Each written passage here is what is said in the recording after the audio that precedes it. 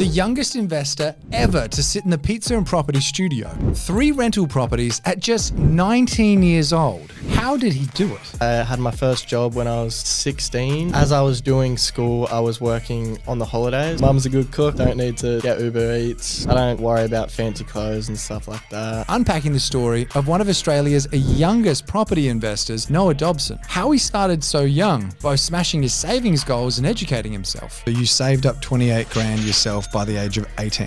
Yeah, I'd say just go for it. Don't really think too hard about it. Property is just going to keep going forward. Finding a mentor that helped him along the way. Property investor and entrepreneur Matty Fisk, who we've had on the show before. He was just always talking about his properties. It made me interested, made me start saving towards a goal. And really opening up about the details of what actually kept him on track when life is filled with so much distraction at this age. I just turned 18. I said to myself that I'm not going to drink again until I get my first one, which was then 7 months after that. As well as the skills he learned from buying rental 1 that he transferred to then buying rentals 2 and 3 that helped him secure even better deals.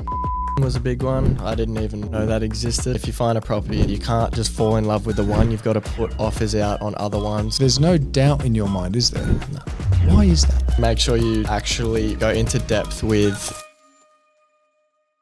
If you think you're too young to be a property investor, you're locked out of the market, or have any doubts about making it possible in 2025, you're going to enjoy this episode. And if you've got a friend that always tells you how it's impossible, hit that share button right now because they need to see Noah's story. My name's Todd Sloan. This is the Pizza and Property Podcast. And this episode is powered by Property Strats, Future Proof Property Advisory, PDN, and InvestorKit. More about our amazing show sponsors in the show notes below. But right now, let's jump into the episode with Noah Dobson and find out how the hell a 19-year-old young man builds a portfolio of 3 rental properties. Noah Dobson, how you going, mate? Good, how are you? Good, man.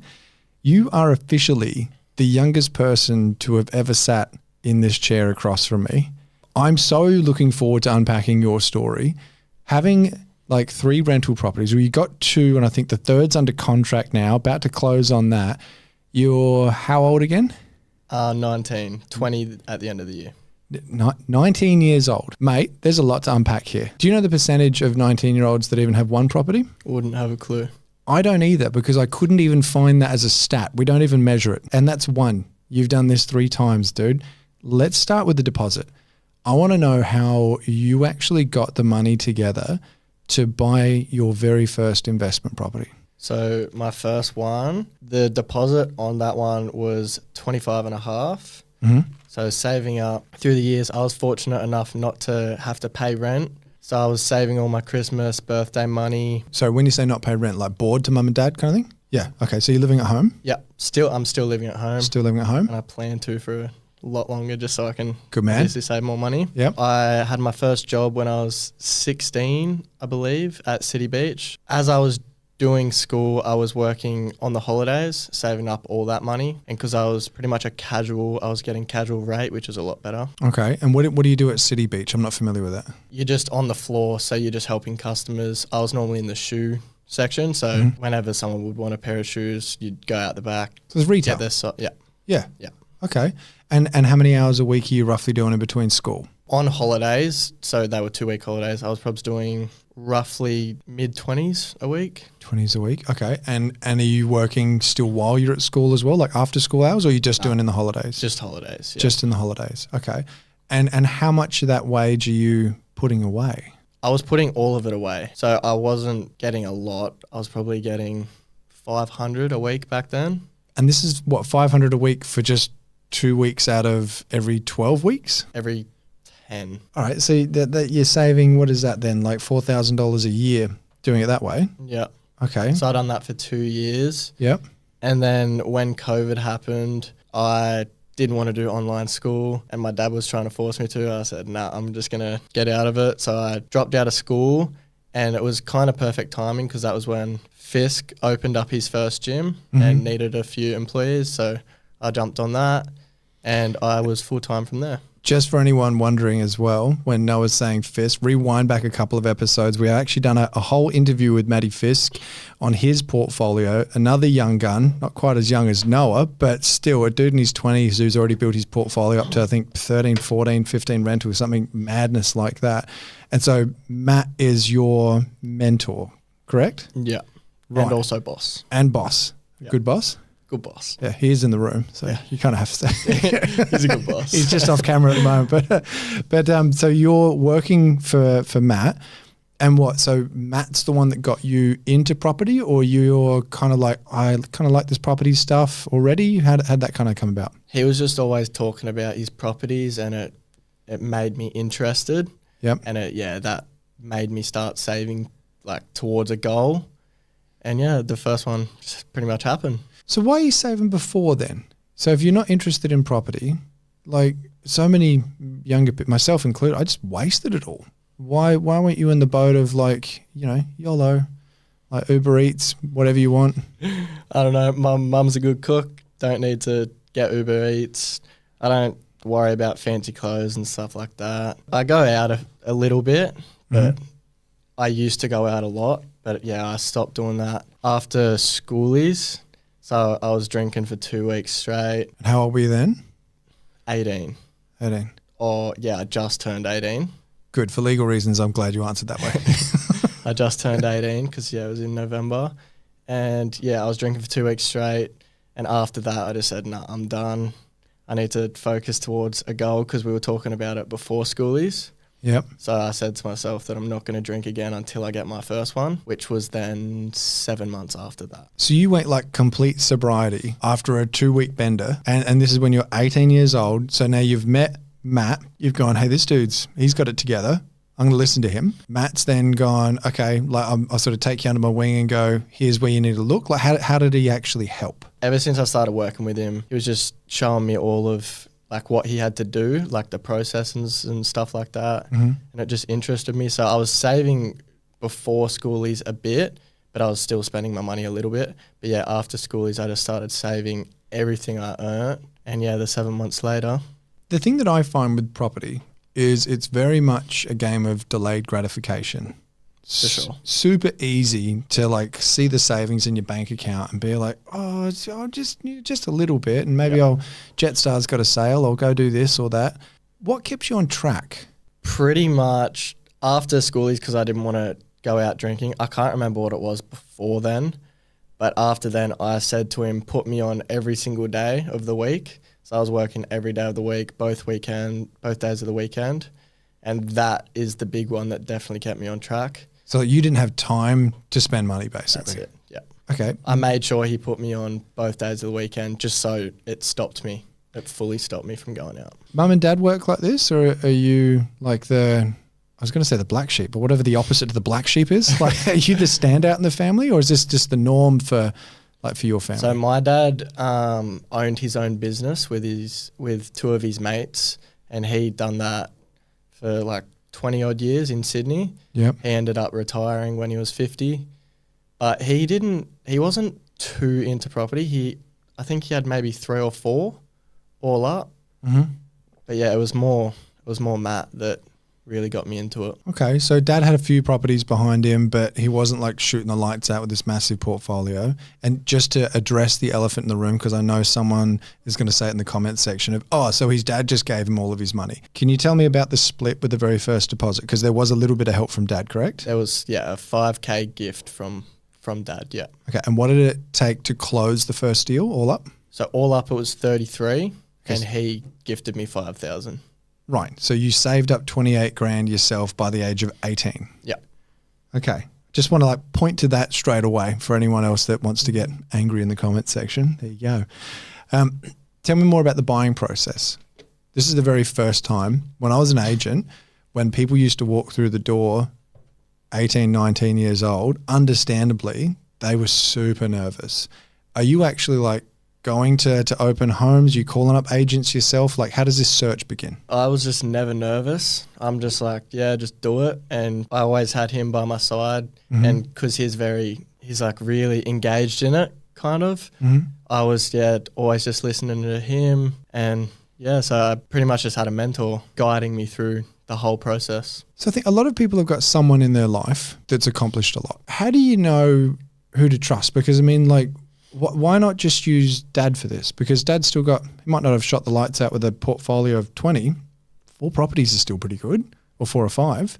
Like, how do you know who to actually listen to and who not to? The first one, I was just going straight off him, and my dad's very like anxious with everything. So for the first one, I went to his broker, and how old? I think Oscar's maybe like 23. Who's Oscar? My broker. Oh, gotcha. So he's very young. Yep. Yeah, my dad wanted to meet him first. Like me telling him about Oscar, he was just very anxious. Okay. And then after he met Oscar, he was like on the right track with me. So how do you know not to listen to dad, but like why follow the advice of Matt and not dad? Because it sounds like dad's still pretty accomplished. What made you kind of go like, no, I want to walk down this other path? My dad's a lot more into stocks. And so he got my eldest brother into stocks. He ended up putting about 50K onto stocks, and 3 years later hasn't moved much. So I was thinking I want to try a different way. Matt is obviously going down a different way into property. I wanted to give it a crack, and it's paying off. Okay, so you saw your brother go through like not a bad experience, but not one that made you go, oh, I want that life. Yeah. You've met Matt and kind of gone, hey, this dude's pretty successful. Let's follow that path. As far as going to opens, doing all this, you're not feeling nervous during open. You're not feeling nervous calling an agent. He's with me a lot of the time to ask like all the questions that I obviously leave out. Yep. So he's a big help in that. Matt's helping you out talking with agents. This is something that you obviously know your basic kind of questions, but what were the biggest takeaways you really got from, I guess, that first purchase and when it comes to actually negotiating, talking to agents, all that sort of stuff? Pest and building was a big one. I didn't even know that existed until the first property. Lawns, like including lawns in rent and stuff like that, if they're getting maintained well. So before we move on to rental number 2, bit of a recap. So you've saved $28,000. You're working in retail. You were saving money from the retail job. Then you're working at the gym. You're saving pretty much all your money after you like let loose for 2 weeks at schoolies. Yeah. You're going, nah, I'm not even drinking again until I get the first property. You've got some awesome help from Matt. Dad sounds like he's helping as well, but you're probably not too keen on dad's style, maybe the same way investing wise. What's one of the biggest takeaways you got from like the actual buying process that now you look at and go, well, yeah, that makes sense. But at the time was maybe a bit of a, oh, I didn't realize it worked that way. To not fall in love with just one property. So if you find a property and you can't just fall in love with the one, you've got to put offers out on other ones because there's a chance that it won't be accepted depending on your offer. So yeah, definitely put offers in on a few. And yeah, whatever one gets accepted, happy days. Okay. And so when you say a few, you're offering on like 1 or 2 or 5? Like how many were you kind of doing at once? I think for the first one we done 3. 3? And they were all in the same area. All in the same area? Yeah. Right. And you're doing your numbers like back of envelope, just a quick little like, yeah, it's positive, it's negative, that kind of thing? Or are you going like full spreadsheet styles? How are you working out what to offer? So Matt has a lot of property in that same area. So it was a lot easier to have him. Like he was just comparing his properties. He has a house across the street. So he was just comparing one another. So yeah, it was pretty easy to find the right number to offer. And do you feel now after purchasing a few, it's like you've now got the skill set to be able to do the same thing? Like if Matt just went, done with you now, could you go, all right, I reckon I've got this already? I feel like I could, but it really just depends on the area that you're looking. Yeah. If it was the same area, 100%, same area of one of the 2 that I've got, I reckon I could. And what are you looking for then in that same area? Is it like you're looking for the top end, the bottom end? You're looking for just comparables? Like what's the search criteria? The worst street on the best house is the best. The worst street on the best house? No, the best. I don't know what you mean. Other way around. Yeah. So the best street, worst house. Yes, that's it. Yeah. Okay. Yeah. So you're looking for the one that's been beaten up bet all the neighbours they're taking care of it. Yeah, if you put a couple grand into it, then the rent will bump up a lot more because the houses surrounding it. Mm-hmm. The rent would obviously be a lot higher, and yeah, it would bump it up a lot more. And so what are you doing for cash flow? Because a few years back, you could just kind of throw a dart map, cash flow positive. That was just how it worked. You're only talking about this purchase like what, a year and a half ago? Yeah. Okay, so rates had already gone up or were in the process of going up? In the process of going up. Okay, so it wasn't just like slam dunk, everything was positively geared. How are you making sure like this has got a good yield? Are you sort of renovating these? Are you doing anything, or they're just off the bat like sort of good cash flow? So my first one, it's not positive, it's just under positive. Mm-hmm. So yeah, I've got to pay, I think, $200 each month towards it. It's pretty reasonable. But the rent, so it's went up now, so it's now cash flow positive. But yeah, when I first purchased it, it was about $200 in the negative. Roughly where is it? Mid-North Coast. Mid-North Coast. And what'd you pay? $255. $255. Yep. What is it? 3 bed, 1 bath, 1 car. Did you negotiate with a gun in your hand? No. So $255. Yep. Is this a dive? This an old junkie house? How'd you get it for that? It's not the best area, Yeah. but it is growing very fast. Okay. So yeah, my boss has purchased a few in this same area, Mhm. and he has seen a lot of growth. Okay. So I thought to jump on that train and see how it goes. Follow along. Yep. Okay. All right. So $255. Have you had it revalued since? Yep. So I just got it revalued, Mm-hmm. and it is now just under 300. I think it's 295. Okay. So you got it, what is that, 40 odd grand? Yep. 295. Okay. So 295 grand. So you got about 40K in equity there. But you put down, was it a 95.5 LVR? 10%. Yep. Only 10. Okay. 10%. So 90-10 LVR. Oh yeah, of course, because yeah, this is all making sense now. Now, what I want to kind of unpack a little bit is rental 1 to rental 2. I get this question all the time about using equity. How exactly does it work? How much can you pull out? I'm really fascinated to hear your story of what you recall from the first time of understanding like what equity is, how to pull it out in your own words. So this was only just recently we have first done the revaluation because I don't have the exact amount for my next property for the one after the third. Yep. Because we want to just keep going. Yep. Yeah. So yeah, we revalued both properties. I wasn't really sure how it worked, so I was lucky I had Matt there, but we ended up having to change banks to get a better interest rate. So when you say changing banks to get a better interest rate, so what, you were with like a third tier lender to start with to get lending, or? So I started with ANZ. Right. Okay. Yeah. But my broker found a better interest rate with Bank West after he revaluated both properties. Yep. So we ended up jumping on Bank West. Okay. And as far as pulling out the equity side of things, was that something that, again, this was just like, I'm just going to follow the process and this is how it works? Or did you kind of dive into the detail yourself to go, no, I really want to understand how this all unfolds? I didn't really. I just wanted to be able to get the cash out from the capital growth and then just keep purchasing. So for my fourth one, I want to be able to go as soon as my third settles. I just want to jump straight into my fourth. For rental property number 2, you're pulling the cash out. You're just kind of like, let's just keep going. It sounds like there's no doubt in your mind, is there? No. Why is that? I don't know.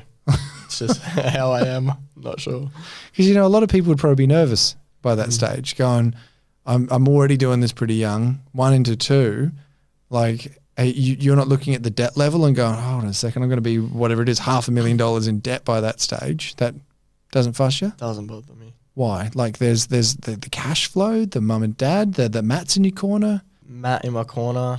I just know property over time just keeps going up. So it's, I don't know, it's self-explanatory. It's just going to keep going up. So I think there's really something magical in it that you're probably not even seeing about yourself because you're too close because you're yourself. But having that absolute blind faith mixing that together with action and the right mentorship, because there's a whole lot of Muppets out there. So you've got some good people in your corner. It's already seeming like it's a recipe for success. Like you could take a knee now and retire wealthier than like probably 10, whatever it is. I don't know the percentage off the top of my head, but then a lot of people ever will. I know you're not going to do that because we've been talking off air and you've got much bigger goals. And I've got no doubt you're going to achieve them, mate. But the fact that you're just looking at this so plainly of like it's going to keep going up.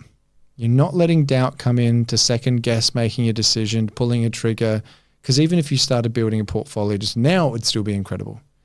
So for anyone else that is maybe feeling a little bit like, oh, I'm not sure, maybe not. And if they were to jump on a call with you right now and be like, no, I'm just not sure.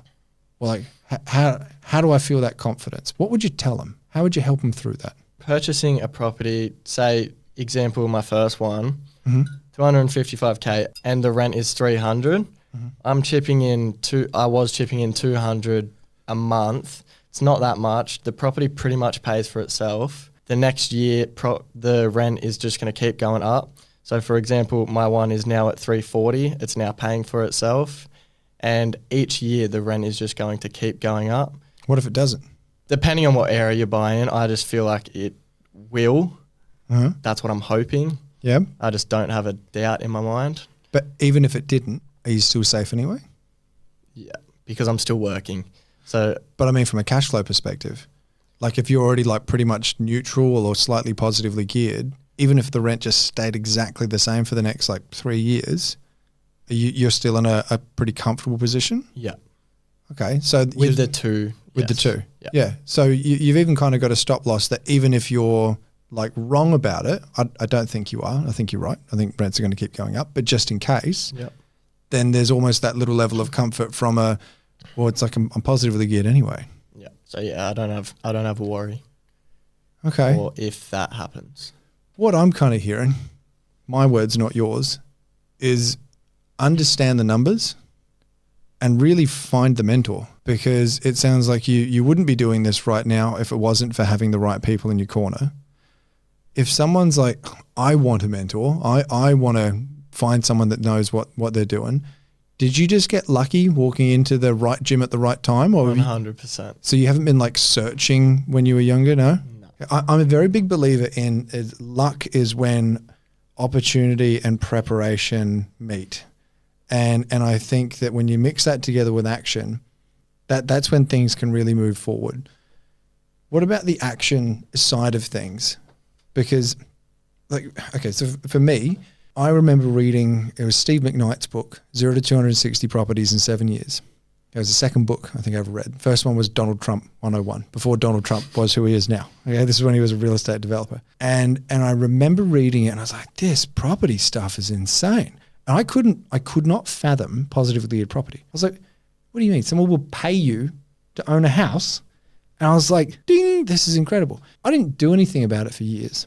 I still remember telling my, at that time, stepdad, I was going to buy this property. And his advice was, I didn't have a good mentor, if you can afford to buy a property, you can get out. And I was like, no, it's an investment property. Anyway, he was a dick. But like my whole point is I sat on it for such a long time. And it wasn't until my early 30s that I went, it's time to pull the trigger. I wish I had that wake up call after schoolies. I had to go through quite a few schoolies before I did. But for you that want to take action and to just go like, let's do it. I feel like it's the removal of doubt. There doesn't seem to be any for yourself. It seems to be a real common trait for a lot of successful people. But is there anything else that I'm missing that just made you go, let's just do it? I saw all elderly people retire 50s, 60s, and that's just something I don't want to do at all. I don't want to be working for that long. Mm-hmm. I'd rather retire as soon as possible. Mm-hmm. And I feel like this hopefully will be the best way by investing. Okay. So you're looking well down the track going, oh, I don't like the look of that picture. Driving the Ferrari when I'm 65 probably seems a bit late. You're like, 100%. I want that a bit earlier. Yeah. So you've got into rental property number 2 by releasing equity on number one. Yep. Obviously still getting help along the way, but not so much financial help. You're not getting loans from dad anymore? No. That was a once off? Okay. Tell me about rental property number two. So this was up for 235,000. It's 2-story, or roughly 2-story. What year was this? Was this 2023 or 2024? So this was the end of last year / start of this year. Okay, so not even a year ago. Correct. Okay. All right, so what did you say, 200 220. 220. All right, and it's a 2-story property. And whereabouts roughly? Gladstone. In Gladstone. Queensland. Okay, so in Gladstone. And when you say you got extremely lucky, why was this lucky? So it was up for 235,000. Uh-huh. I sent an offer in for 230. They accepted that. But once I got the pest and building, so this is something I learnt from the first property, pest and building is a good thing to really dive deep into. Yep. And there was something wrong. I think there was water getting under the kitchen floor, something like that. So I asked for a 10K reduction or for them to fix the leak, and they chose a 10K reduction. How'd you come to 10K? Just made up a number. Well, I thought it was Matt that said the 10K, but it's more how much would it cost to fix that? And we so you're thought roughly 10K. Thinking we're not just having to rip out a kitchen, we're ripping out what subfloor or whatever that's going on. Yeah. Okay. And did you end up having to do that? Haven't had to do it yet. Okay. So I got 10K off, so I ended up purchasing it for 220,000, and I still haven't put anything into it. Did you negotiate that? Or was that something that was, again, that was sort of done through mentorship? A bit of both. Okay. For anyone that is maybe a bit nervous about asking, because that's the one thing I genuinely miss about being an agent, is the negotiation is fun. Like, it is tennis. I don't like tennis, but it's like the tennis match of it. I worked in the mines for a little bit. The only thing I miss about that job was a buffet breakfast every morning. And it's like, otherwise the rest of that job is no good. Being an agent, negotiating every day is amazing. So many people don't see it that way though. They see it super nervy. They're like, I don't know what to say. Am I going to say the wrong thing? So for anyone that's in this situation right now going, yeah, okay, I don't really want to negotiate, but 10K in my back pocket sounds like maybe it's worth an uncomfortable conversation. How do they even go about it? Where do you start? So like Matt's told you should probably get some money off of this, and then you just started chasing it and going, okay, let's try. Yeah, I pretty much called him and said there's a leak in the sub-level that's going to need repairing, and it's going to be 5K minimum. There was rusted screws in the roof. So, yeah, I just thought that it's only fair to take another 10K off if they can't get what they're looking for, the 230. Yep. And, yeah, they accepted it. And so you basically just like put it to them as like, hey, this is what it's going to cost. So that just take it off. Pretty much. Like, if they didn't want to accept it, then I probably still would have paid the 230. This is why it's so powerful, because if you don't ask, you don't get. Correct. Realistically, he probably could have pushed back. Like she, guy agent. Guy, yeah. Okay, so he probably could have pushed back and maybe met in the middle, or maybe even really pushed and been like, mate, we'll sell this in a heartbeat. Don't care. Mm-hmm. Buy it, take it. The fact that you just went, let's just have a slightly uncomfortable conversation. Like, you got paid $10,000 essentially to just ring up and say something that could have ended with bugger off, but it didn't. Are you doing that on everyone now? I probably will, yeah. Yeah, I bet you will. Yeah. So as far as advice for anyone that's wanting to do the same thing, what I'd take away from that is just do it. Don't overthink it. Yeah, and make sure you actually really go into depth with the pest and building. Tell me about into depth. Like, what do you mean? What kind of detail? So really notice all the flaws of the property. Yep. And what you may need to fix in the near future. And are you getting on the phone to the building inspector to kind of translate this, or do you just know a little bit about construction yourself? Or it's more my dad. Okay. Because my dad used to do it, and I also send it to Matt. Yep. And his dad he really inspects it a lot as well. Right. Okay. So don't be afraid to pull on external kind of help to go, hey, I've got this report, but can you help me understand it a bit more? Yeah, it's worth looking into if you can get a reduction. 100%. All right. So you're picking this up then for 230, getting it reduced to 220. What's it renting out for? $435. 435. Okay. So you're positively geared? Yeah. Yeah, I bet you are. $435. What's the vacancy rate? Because from memory, Gladstone can get a little bit higher with vacancy, can't they? I'm pretty sure, but at the time, I'm pretty sure it was 0.1. 0.1. Okay. I might be confusing that, but I thought I saw some higher ones. But so 0.1, so your vacancy rate's almost non-existent. Okay. Yeah. And so you're positively geared on Gladstone. You're positively geared with the first purchase. Before we move on to rental 3, is there anything else about rental 2 that was a really like a good notable takeaway? With the second one, I had to include lawn maintenance. So that's paid fortnightly. Okay. That's $50 per fortnight. So $50 a fortnight. And so what this is done, so it's like improving your cash flow, or what's the reasoning behind this? Why not just let them mow their own lawns? Well, it is on a bit of a slope, so it's probably best for me to pay for that.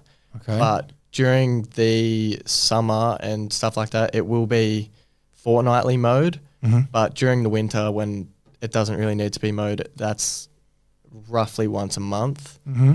Okay, I think I know where you're going with this. So basically, like it's costing you a little bit more during summer because it's getting mowed more, but it's not costing you as much during winter, but it kind of evens out in the wash. Like let's say you spend whatever it is, $2,000 a year on the lawns, but you get to charge an extra roughly $2,000 a year for rent. Yeah. Tenant's happy because the lawn's taken care of, and then what you've got extra rental income, so that's helping with your serviceability. Yeah, for sure. Clever. Okay, cool. All right, man. So as far as rental property number 3 is concerned, are you starting to get a bit like, I got this now? Like, I got 2 properties. A little bit. I'm definitely a lot more confident than I was in the first 2. Good. Yeah. And how did the search feel different? Like, was it a little bit quicker? Was it like we're spreading the wings and looking other places? What changed? So for the third property was up for 380. Mm-hmm. We're currently under contract right now for 350. So I got it down 30,000. And this is getting rented for $700 a week currently. It does have a granny flat out the back. So someone is listening right now and they've just hit rewind 10 seconds. I can guarantee you to go, did he say 700 a week? So he's 350 to 700 a week. How are you, I know you just said Matt's helped you out with this. You know that's insane, right? Yep. It's over 10% yield. And this is now in 2024, like you're negotiating that deal like as of like what? What is it again? August-ish? Yeah. Months of the year? Yeah. Okay. All right. Keep going.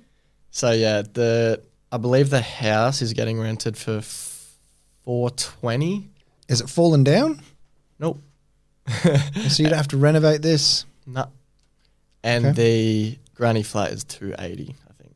And that was a pretty cheap granny flat, but it's still getting decent rent, which is good. Okay, so super basic, but does the job. Correct. It's new, so it shouldn't need any repairs for a while, but it is a cheap granny flat. What do you mean by it's new, but it's a cheap granny flat? What is it? Yeah, it's a little prefab granny flat. So it was 35, 40K probably. Okay. And yeah, that's pretty new, so shouldn't need repairs for a while, hopefully. Okay. You must just be knocking the serviceability out the park then. Are you going to the bank and they're just like handing you buckets of money now or what? I wouldn't say buckets, but more of a trough. Yeah. So, but like 10% yields are almost impossible to find. You've found one. It's like you're now going through closing this. I don't know what to say, man. Like that's so huge. Is your expectation now just set at this level of that's how property investing works, and you're just going to keep smashing those high yield kind of properties? That's what I'm hoping for. I'm trying to find, the best cash flow, Mm-hmm. but I know that it is very hard to find. Like my first one, it's only in the mid to high 6s now. So yeah, I know it's very hard to find the 10s plus. Okay. And for anyone listening going, I can already feel them warming up their commenting fingers, this guy is just going to have a whole bunch of high cash flow rubbish that'll never grow. What do you say to that? I believe that the areas that I have bought in are 100% growing, and the capital growth obviously wouldn't be as good as the cash flow, but I'm more going for the cash flow for the first few properties, and then once I get a fair few under my belt, I'll start getting the capital growth ones. Any signs of like slowing down a bit yet? You kind of going, all right, I got 3. It's time to like, and I go see what Europe looks like for a little while, or Nah, I'm just gonna keep going. just keep going? After this one's fully settled, Yeah. hoping to get the 4th straight after by the end of the year. That's what my goal is.